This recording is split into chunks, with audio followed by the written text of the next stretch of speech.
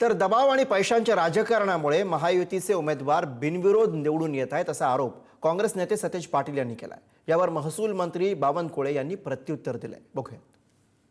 त्याचा वारेमाप वापर, प्रशासनाचा दबाव, आरोनी अनेक ठिकाणी चुकीचे घेतलेले निर्णय आणि गैरफायद्यातून या महायुतीचेच कसे बिनविरोध होतात, महायुतीचेच उमेदवार कसे बिनविरोध होतात, बाकी कुठल्या पक्षाचे का होत नाही, याचा अर्थ दबावाचं राजकारण, पैशाचं राजकारण, यातून या सगळ्या गोष्टी होतात। आजच निवडणूक आयोगानं बिनविरोध ज्या झालेल्या आहेत त्याची चौकशी करावी अशा सूचना त्या ठिकाणी दिलेल्या आहेत। मला वाटतं निवडणूक आयोगानं चौकशीचा फार्स न करता खरी चौकशी करावी अशी आमची अपेक्षा आहे।